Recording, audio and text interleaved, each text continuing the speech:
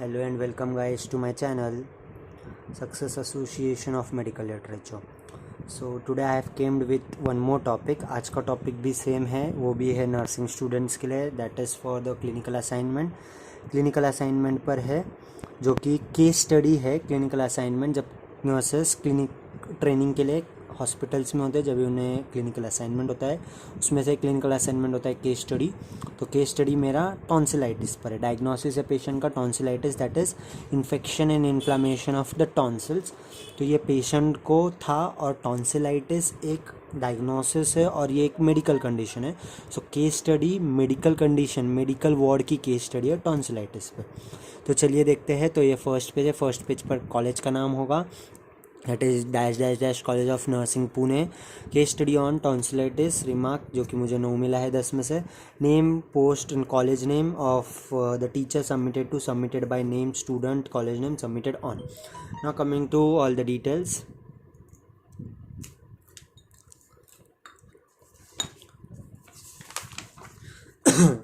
Starting with the health history.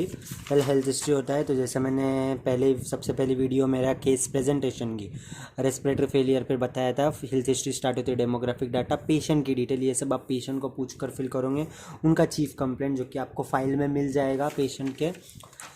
उसके बाद में उसका होता है हिस्ट्री ऑफ पास्ट इलनेस, जैसे कि मेडिकल हिस्ट्री. कुछ हिस्ट्री नहीं थी मेडिकल पर, डायबिटीज़ मेलेटस था, हाइपरटेंशन था. सर्जिकल हिस्ट्री नहीं थी, हॉस्पिटलाइजेशन नहीं, एलर्जी नहीं. ये हो गया पेशेंट की फैमिली डिटेल्स. पेशेंट के फैमिली में 3 मेंबर, पेशेंट हिमसेल्फ, पेशेंट का स्पाउस यानी उनका मिसेस और उनका फर्स्ट सन. तो उनका एज, उनकी डिटेल्स, हेल्थ हैबिट्स वगैरह, उनका फैमिली ट्री, उनकी डाइटरी हिस्ट्री, देन उनकी हेल्थ हैबिट्स. हेल्थ हैबिट्स के अंदर ये 4 टॉपिक आते हैं. Then personal hygiene, consumption of alcohol, smoking, drug addiction, socio economic condition आएगा. मतलब ये एक स्टैंडर्ड फॉर्मेट है जो कि हर nurses, BSc nursing, GNM nursing, ANM nursing follow करती है हेल्थ हिस्ट्री लिखने पेशेंट की. फिर हेल्थ हिस्ट्री के बाद लिखते हैं फिजिकल एग्जामिनेशन. ये एक physical examination of the patient होता है जो कि डॉक्टर्स भी करते हैं और ये नर्सेज भी करते हैं. एक टाइप का प्रोसीजर भी है जब नर्सिंग स्कूल में हो गया आप. तो फिजिकल एग्जामिनेशन स्टार्ट होता है आइडेंटिफिकेशन डाटा, ये पेशेंट की डिटेल्स. जनरल सर्वे, ये उसमें हेडिंग आती है. फिर वाइटल साइंस पेशेंट के, उसका बीएमआई, बॉडी मास इंडेक्स. तो स्कैन में head to toe assessment. Head to assessment में इंटीग्यूमेंट्री सिस्टम, जैसे कि मैंने बोला ये है टॉन्सिलाइटिस पर, तो इसका हेड टू टो में इंटीग्यूमेंट्री सिस्टम नॉर्मल होगा. बट हेड और नेक में उसका नेक थोड़ा सा अफेक्टेड होगा, इसलिए मैंने उसका डायग्राम बनाया. जैसे कि उसके टॉन्सिल जो कि नेक के पास होते हैं, तो वो स्वेल्ड टॉन्सिल्स होंगे. अंडर मैंडिबल रीजन, जो कि यहाँ पर जो जॉ होता है, जॉ लाइन होती है जो फेस के नेक के पास, उसके नीचे वो स्वेल होगा. तो ये एबनॉर्मल होगा. Eye, lacrimal glands, mouth, thorax, lungs, abdomen, फिर extremities, anorectal region and special concentration, ये सब नॉर्मल होगा. सो आप स्टॉप कर सकते हो वीडियो और लिख सकते हो अगर आपको नोट्स चाहिए होगे तो. ये होगा मेंटल स्टेटस रिफ्लेक्स. फिर ये क्रेनियल नर्व सब नॉर्मल है, बट 9 क्रेनियल नर्व, ग्लॉसोफेरिंजियल नर्व थोड़ी से हैम्पर है. क्यों? क्योंकि वो नर्व टॉन्सल्स को बताती है. तो एक और मैं वीडियो बनाऊंगा जिसमें 12 क्रेनियल नर्व के फंक्शंस रहेंगे. तो you can go through that video, जिससे आपको पता चलेगा 12 क्रेनियल नर्व्स किस वे में अफेक्ट करते हैं. Then coming to the investigations of the patient. Patient की फाइल में आपको मिल जाएंगे, जैसे कि ये investigations, patient value, normal value और रिमार्क जो कि डॉक्टर ने दिए हैं. अदर इन्वेस्टिगेशंस, ये बड़ा है क्योंकि टॉन्सिलाइटिस मतलब infection inflammation of the tonsil, जिसमें टोटल डब्ल्यूबीसी काउंट बढ़ता है, नॉर्मल से बढ़ा हुआ है, तो elevated due to infection. Coming to the drug study. ये इतने ड्रग्स मेरे पेशेंट को थे: amoxicillin, paracetamol, ibuprofen, azithromycin, metronidazole and ciprofloxacin. तो उसका हम लिखते हैं पोर्ट्रेट फॉर्मेट में. पोर्ट्रेट में नहीं, लैंडस्केप में लिखते हैं. ये हो गया पोर्ट्रेट फॉर्मेट, ऐसा लिखना हुआ, इसे बोलते हैं लैंडस्केप फॉर्मेट. लैंडस्केप में ये इसके हेडिंग्स है: pharmacological name, trade name, functional class, route, dose, mechanism of action, indication, contraindication, side effect and nursing responsibility. तो पहला है पैरासीटामोल. तो पैरासीटामोल आपको पता है, पैरासीटामोल पीसीएम जो कि ओरल लेते हैं, टैबलेट्स में एनाल्जेसिक होता है. Functional class, dose 1 tablet, 2 tablet, side effects, nursing responsibility.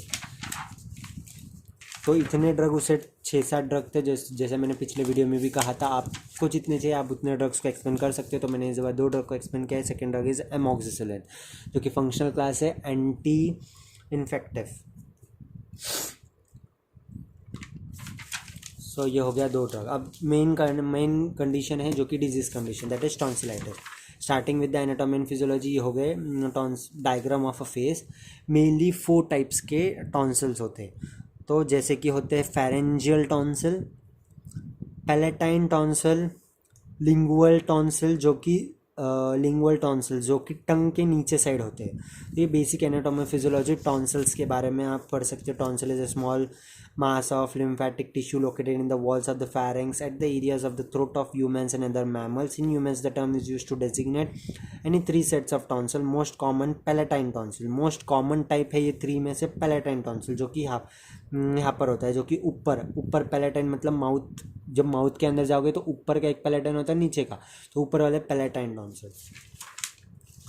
तो हो गया इंट्रोडक्शन पूरा टॉन्सिल के बारे में। Tonsillectomy is a surgical removal of the tonsils. Usually childrens are more prone to tonsillitis. Tonsillitis medical condition हो गई, infection and inflammation of tonsils, और टॉन्सिलेक्टॉमी सर्जिकल कंडीशन हो गई।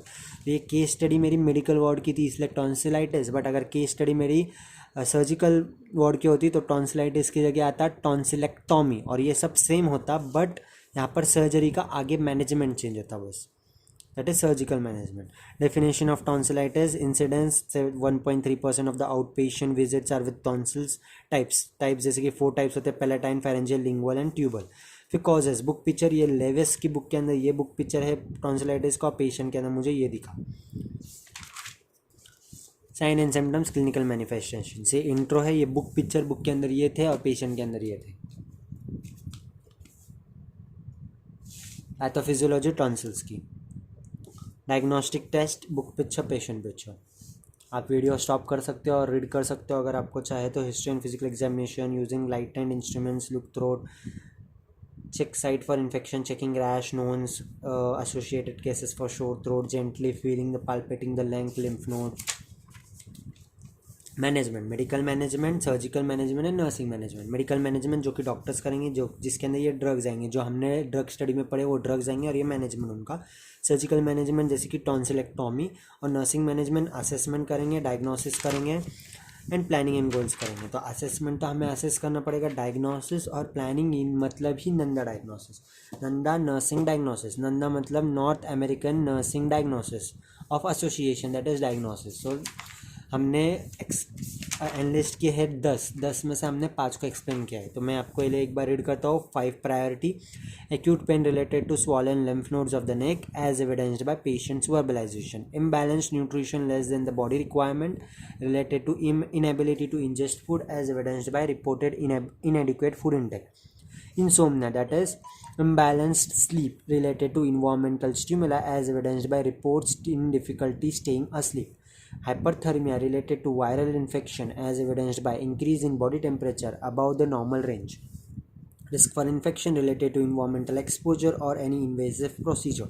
anxiety related to change in health status as evidenced by increased stress, expressed concern about and regarding the health status, fatigue related to prolonged hospitalization as evidenced by lethargy, तो risk for fall related to hospitalization. अब ये हो गए NANDA diagnosis, NANDA nursing diagnosis. अभी एक Nanda 5 priority को मैंने explain किया है, जो कि है लैंडस्केप फॉर्मेट में। तो मैंने एक को एक्सप्लेन किया है, 2 को, ऐसे 5 मैंने एक्सप्लेन किए हैं, और ऐसे 5 एक्सप्लेन करने होते हैं, जिसके अंदर नर्सिंग केयर प्लान 1 बोलते हैं उसे, जैसे कि assessment, NANDA diagnosis, goal, expected outcome, interventions, rational implementation, evaluation. Interventions यानी कि प्लानिंग, तो प्लानिंग मैंने 10 किए। तो नर्सिंग केयर प्लान 1 में मैंने 10 प्लानिंग किए, मतलब ये फर्स्ट वाला नर्सिंग सब असेसमेंट में आता है, सब्जेक्टिव डाटा, ऑब्जेक्टिव डाटा।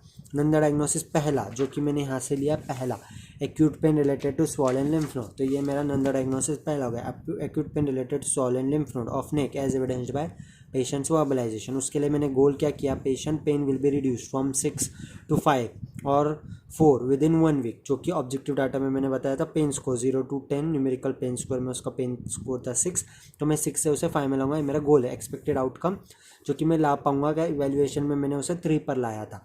तो मैं नर्सिंग केयर ये मैं प्लान करूँगा, उसका रैशनल ये है, मैंने ये इंप्लीमेंट किया। तो ये मैंने 1 2 3 4 पहला मैंने क्या, assess the pain of the patient, assess facial expression of patient, monitor vitals, assess pain site, ये 4 हो गए। मैंने टोटल 12 प्लानिंग की थी पहले NANDA diagnosis. Provide cognitive behaviour therapy, provide physical interventions, pain killers, administer pharmacological treatment, provide diversional therapy, allow someone to stay with the client, avoid empty false reassurance, reevaluate the patient's condition. दूसरा था मेरा दूसरा nursing diagnosis मैंने यहाँ से लिया, जो कि मैंने दूसरा लिया hyperthermia, that is related to viral infection. तो मैंने दूसरा वाला नंदा डायग्नोसिस क्या लिया, hyperthermia related to infection as evidenced by increase body temperature above normal range. तो इसमें भी मैंने प्लानिंग किए 10, जैसे कि नर्सिंग केयर प्लान 2. तो ये आप वीडियो स्टॉप करके एक बार रीड कर सकते हो. 1 2 3 4 5 6 7 8 9 10 11. ये हो गया nursing care plan third. Imbalance nutrition less than body requirement related to inability to ingest food evidenced by inadequate food intake. Subjective data, objective data. Intervention 1 2 3 4 5 6 7 8 9 10 11. Same है मैंने nursing care plan fourth. Insomnia related to environmental stimuli as evidenced by reports difficulty staying asleep. तो इसके लिए मैंने planning की है 1 2 3 4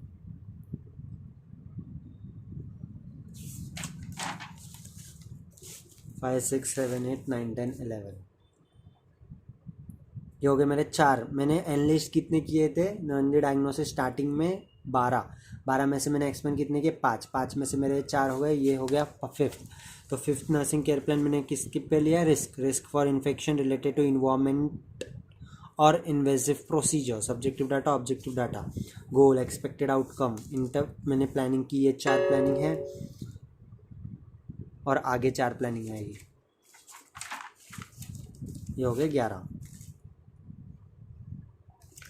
Nanda diagnosis के बाद में आते हैं नर्सिंग नोट्स. तो जैसे कि मैंने बोला 5 दिन की केयर देनी होती है आपको. कोई भी एक पेशेंट आपको एक टीचर प्रिस्क्राइब करेगी या आप एक पेशेंट लोगे, उसे 5 दिन की केयर दोगे, फिर ये असाइनमेंट कंप्लीट करके अपने कोऑर्डिनेटर को सबमिट करोगे. तो नर्सिंग नोट्स 5 दिन केयर दी तो 5 नर्सिंग नोट्स होंगे. मैं आपको एक एक्सप्लेन करता हूँ, बाकी के सेम हो गए.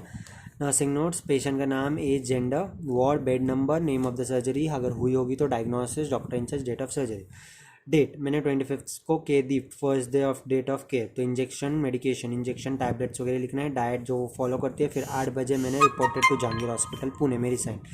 8:10 को मैंने बोगनविला डिपार्टमेंट में एंटर किया. मैंने सिस्टर इंचार्ज को और पेशेंट को ग्रीट किया. फिर पेशेंट को ब्लू कलर का इंट्राकैथ था राइट हैंड में. Patient sleep adequately last night. He is able to maintain personal hygiene by his own activity. He can perform diet as shown over here. Elimination, bowel and bladder movements were normal. Bed was untidy, unclean. Bed making down. Bed looks neat and tidy. ये 10 बजे मैंने किया. 11 बजे मैंने attended doctors round. 11:30 बजे history collection of the patient. 12 बजे physical examination of patient. 12:30 BSL monitoring. 2 बजे मैंने assisted sister for IV cannulation. 3 बजे assisted sister for maintaining record. 4 बजे observation of patient. Same way ये मेरा सेकेंड 26 का. ये हो गया सेकेंड डे का. ये हो गया थर्ड डे का. ऐसा मैंने 4th डे का. और ये हो गया मेरा 5th डे का. तो ऐसा आपको 5 डेज़ की नर्सिंग केयर देनी है. उसके बाद में आपको आएगा हेल्थ एजुकेशन का इंट्रो. मेनली अपन फोकस करते हैं डाइट पे, medications, exercise, personal hygiene, rest and sleep and follow. So health education हमने पेशेंट को, पेशेंट्स के रिलेटिव्स को दिया. ये इस एविडेंस पे हमें लिखना है असाइनमेंट में और सबमिट करना है. At the end, we have to write with the summary and evaluation. Patient का नाम, with 32 years old, married Muslim patient, were brought to the Jahangir Hospital casualty with chief complaint. ये आपको starting से जो भी आपने असाइनमेंट लिखा, summary and evaluation short में आपको इधर लिखना है. After summary and evaluation you have to write with the prognosis बोले तो एक opinion based on the medical experience of likely development of a disease और illness later where none as the condition as per the treatment followed, so the prognosis of Mr. Imran was good. Prognosis मतलब एक medical condition. Prognosis 3 हो सकते हैं, fair, good और bad. मतलब patient hospitalise और tonsillitis है, तो टॉन्सिलाइटिस की वजह से उसे और कुछ कंडीशन हुई क्या, तो उसका प्रोग्नोसिस पे. तो प्रोग्नोसिस पेशेंट का गुड था, वो टॉन्सिलाइटिस की वजह से एडमिट हुआ और उसको ट्रीटमेंट स्टार्ट की गई. और ट्रीटमेंट का मतलब वो ट्रीटमेंट को अच्छे से अफेक्ट कर रहा था और वो उसकी रिकवरी हो रही थी. तो this was the prognosis which was good for the patient.